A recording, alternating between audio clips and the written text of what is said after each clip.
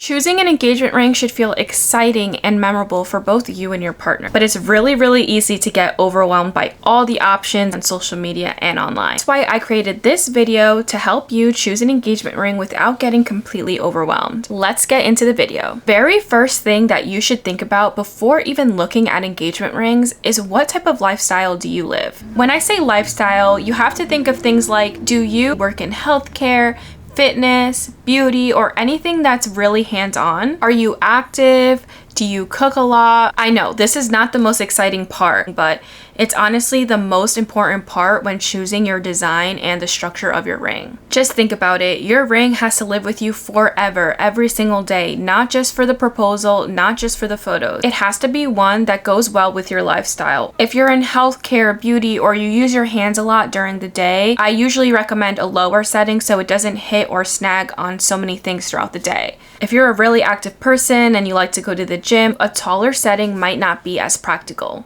Your goal is to choose something that feels natural to your everyday life, that fits in perfectly, not something that you have to feel like you have to protect 24/7.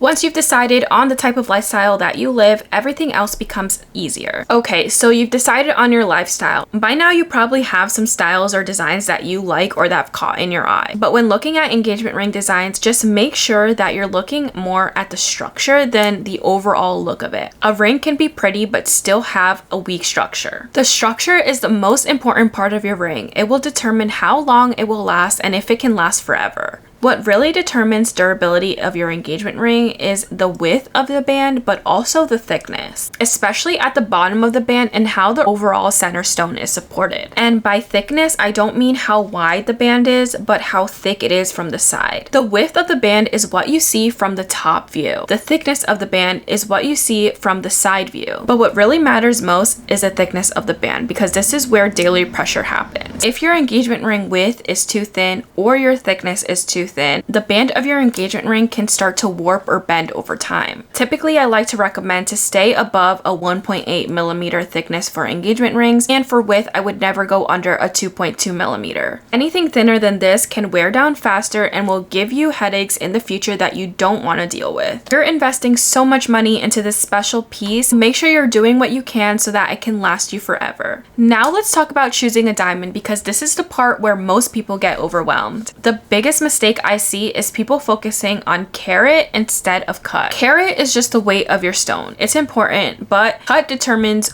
how your stone actually looks to the eye and how much it sparkles. This is because cut determines how light reflects on your diamond. The better the cut, the more light it will reflect. Okay, now let's go into shape, because cut and shape are completely different. Like I said before, cut is about light and brilliance. Shape is about how it looks on your finger. I wanted to include this because sometimes people get confused between cut and shape. Now, this is the part where most people don't think about until it's too late. When you're choosing your engagement ring, don't just think about today or the proposal. Think about the future. I see so many people pick out their engagement rings without even thinking about what type of band would they want to go with it, or if their ring is even high enough to fit the band that they actually know they want. So before choosing your engagement ring, think about your wedding band. Would you want a flush stack, or would you not mind a gap in between the ring and the wedding band? If you like a flush look, try to avoid low basket settings that are too low to fit a band. Something else you should consider before choosing your engagement ring is whether it will need to be resized later on. Not all styles of rings can be resized so easily. For example, if a ring has stones all over the band all the way to the back, it won't be able to be resized. It will have to be remade completely. One thing I didn't explain in this video is choosing a metal type, which I don't think is very overwhelming, because it really just has to do with your preference. Your engagement ring should feel like an extension of yourself, not something that you're guarding constantly, trying to make sure that nothing happens to it. If you already feel worried or on the fence about a certain style, it probably isn't the right one for you. It's better to take some extra time deciding now than making a decision fast and regretting it later. If you focus on your lifestyle, the structure of the ring, and long-term thinking, like whether you will want a wedding band or resizing in the future, everything else becomes really simple and easy. If you're currently deciding on an engagement ring or want to work one-on-one with a jewelry designer to make your dream ring, then book a consultation with me down below.